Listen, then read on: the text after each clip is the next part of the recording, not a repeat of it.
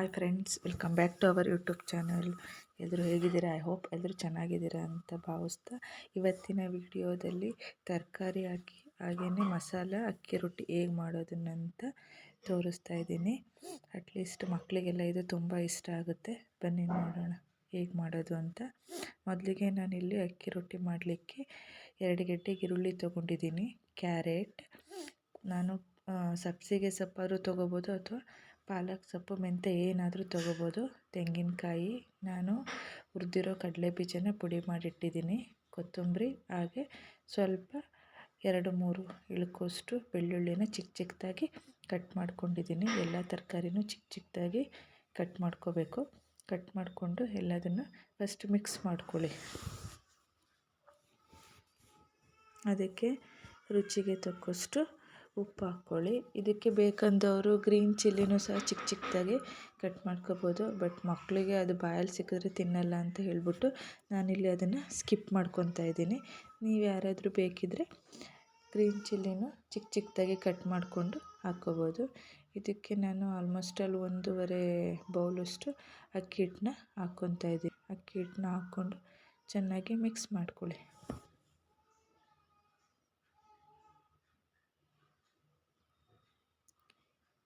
ಜೊತೆಗೆ ಇದು mix ಮಾಡ್ಕೋಬೇಕಾದ್ರೆ at least 1 2 to 3 table ಸ್ಪೂನಷ್ಟು ಆಯಿಲ್ ಹಾಕಿದ್ರೆ ಅದು ಕೈಗೆಲ್ಲ ಜಾಸ್ತಿ ಅಂಡಲ್ಲ.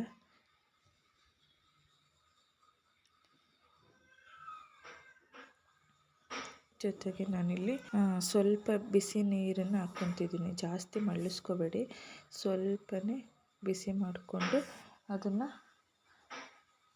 ಹಾಕ್ಕೊತಾ ಇದ್ದೀನಿ. ನೋಡಿ, ಇಲ್ಲಿ ಎಲ್ಲ ಕಲಸಿಬಿಟ್ಟು ರೆಡಿಯಾಗಿದೆ.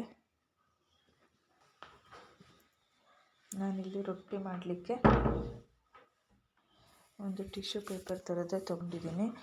ಎಣ್ಣೆ ಕವರಲ್ಲಿ ಮಾಡಿದ್ರೆ ಅದು ತವ ಮೇಲೆ ಹಾಕಿದಾಗ ಅದು ಪ್ಲಾಸ್ಟಿಕ್ ಆಗಿರೋದು ಜಿನುಗುತ್ತೆ. ಅದಕ್ಕೆ ನಾನಿಲ್ಲಿ ಟಿಶ್ಯೂ ಪೇಪರ್ ತೆಗೆದು ರೊಟ್ಟಿ ಮಾಡಲಿಕ್ಕೆ ತೊಗೊಂಡಿರುವಂಥ ಪೇಪರು. ಅದಕ್ಕೆ ಸ್ವಲ್ಪ ಆಯಿಲ್ ಹಾಕಿ ಅಪ್ಲೈ ಮಾಡ್ತಾಯಿದ್ದೀನಿ. ಅದು ಹಾಕ್ದಾಗ ಅಂಟಬಾರ್ದು ಅಂತೇಳಿ ನಾನು ಆಯಿಲ್ ಹಾಕ್ತಾ ಇರೋದು. ಆಯಿಲ್ ಹಾಕ್ಬಿಟ್ಟು ಚಿಕ್ಕ ಚಿಕ್ಕ ಉಂಡೆಗಳನ್ನು ಮಾಡಿ ಅವನ್ನ ನೀಟಾಗಿ ತೆಳ್ಳಗೆ ತೊಟ್ಕೋಬೇಕು.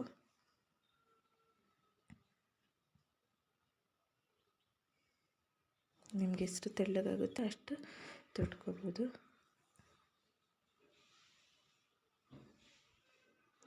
ಈ ಪೇಪರ್ ಮೇಲೆ ತೊಟ್ಟೋದ್ರಿಂದ ಅದು ಹರಿದೋಗೋಂತೇನೂ ಇರೋಲ್ಲ, ನೀಟಾಗಿ ಬರುತ್ತೆ. ನೋಡಿ, ನೀಟಾಗಿ ಸೈಡಲ್ಲೆಲ್ಲ ನೀಟಾಗಿ ತೊಟ್ಕೊಳ್ಳಿ.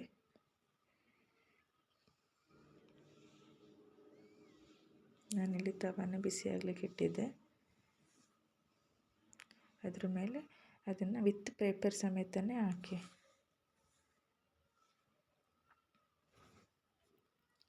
ಒಂದು 2 ನಿಮಿಷ ಆಗಲಿ. ಆಮೇಲೆ ಆ ಪೇಪರ್ನ ಮೇಲ್ಗಡೆ ತೆಗೆದುಬಿಡಿ.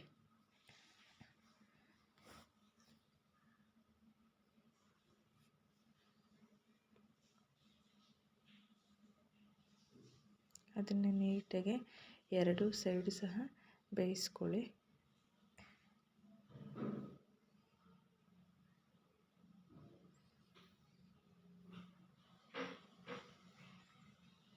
ಮತ್ತು ನಾನು ಅದೇ ರೀತಿ ಇನ್ನೊಂದು ರೊಟ್ಟಿನ ಇಲ್ಲಿ ರೆಡಿ ಮಾಡ್ಕೊತಾ ಇದ್ದೀನಿ.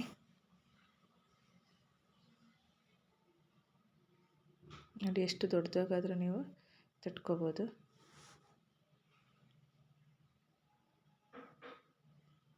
ಮತ್ತು ಇದು ಬೇಗನೂ ಆಗುತ್ತೆ, ಹರಿದೋಗೋವಂಥದ್ದು ಇರಲ್ಲ. ಟೈಮು ಸಹ ನಮಗೆ ಸ್ವಲ್ಪ ಸೇವ್ ಆಗುತ್ತೆ.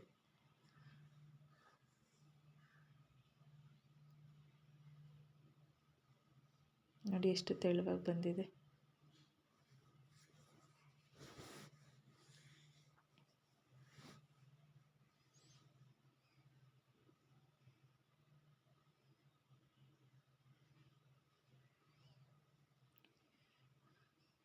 ಇದ್ರ ಜೊತೆಗೆ ಚಟ್ನಿ, ಸ್ವಲ್ಪ ಬೆಣ್ಣೆ ಏನಾದ್ರು ಜೊತೆ ಇದ್ದರೆ ತಿನ್ನಲಿಕ್ಕೆ ಇಷ್ಟ ಆಗುತ್ತೆ. ಓಕೆ ಫ್ರೆಂಡ್ಸ್, ಯಾರೆಲ್ಲ ನನ್ನ ಚಾನಲ್ನ ನೋಡ್ತಾ ಇದ್ದೀರಾ ದಯವಿಟ್ಟು ಸಬ್ಸ್ಕ್ರೈಬ್ ಮಾಡಿ, ಚಾನಲ್ನ ನೋಡಿ, ಲೈಕ್ ಮಾಡಿ, ಶೇರ್ ಮಾಡಿ. Okay, thank you all.